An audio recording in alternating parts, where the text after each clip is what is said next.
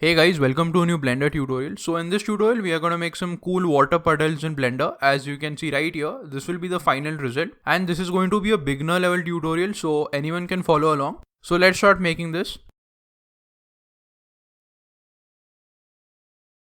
I'm using Blender 2.83, but you can use whichever version you like. This will work with cycles as well. The first thing that I'm going to do is I'm going to set up my HDR image. So I'll leave a link down in the description and you can go and download it. And as you can see, I have a night city environment map. You can also turn on transparent background and you can turn on all these filters. You can turn on ambient occlusion, bloom and screen space reflections. Shift A, I'll add a plane. Now this plane will be a ground plane, so it will hold a material. So just add a plane, go to your shading tab. And by default, we have a principal shader and a material output. So the first step is to add a mix shader. Shift A, add a mix shader. Select the principal shader, Shift D, duplicate it, and mix those two shaders. I'm going to change the color in the second shader to a black color. Now essentially what this means is these both shaders are mixed. So as you can see, if I turn the factor all the way to 0, you get the first shader, and if I turn the factor all the way to 1, the second shader is active. So we need to plug something into this factor. So we need some kind of a texture, and I'm going to use a noise texture. So this node gives us a black and white noise texture. So as you can see, if we connect the factor of the noise into the factor of the mix shader, you get some Perlin noise. But after applying our noise texture, we still don't get what we want. So we need one more thing, and that will be the color ramp. So Shift A, under the converter, I'll add a color ramp. And as you can see, you can connect the color ramp between the noise and the mix shader. You'll not see anything, but if you bring those two sliders together, you will get something that looks like noise. So we have essentially isolated our areas.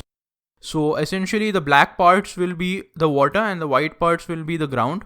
So now our masking is done. So we have essentially created a mask. We can easily apply our ground texture and a water texture. You can also play with the detail and the scale.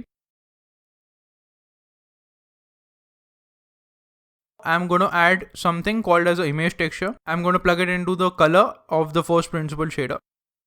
And we are going to open up our image texture. I'll provide all the images down in the description, so you can go and download them.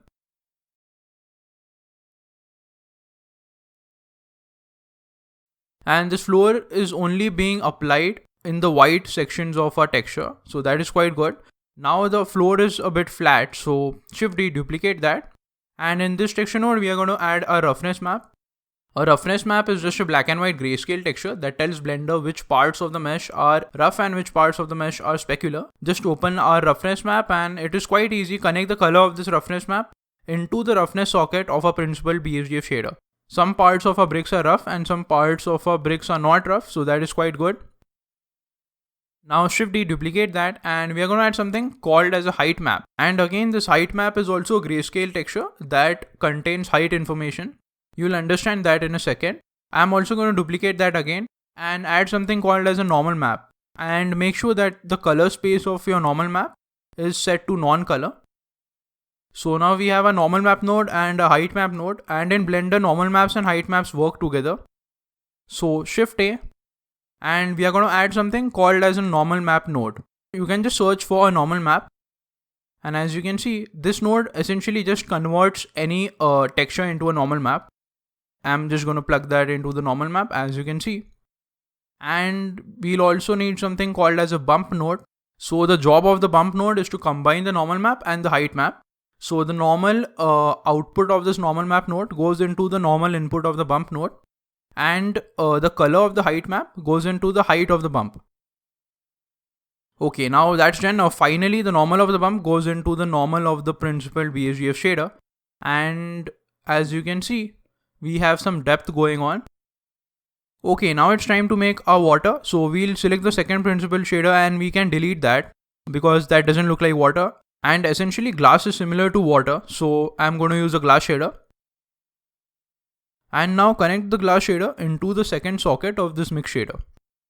And now the black portions will be replaced by our glass shader. So as you can see, we have some cool reflections here. Yeah, this already looks like water puddles. Now this is an optional step. I'm going to add something called as a displacement node. Connect the color ramp color information into the height of the displacement and the displacement output into the displacement input of the material output. So the edges of these puddles get a cool bevel, and you can play with this and you get that muddy effect. And yeah, it looks quite cool.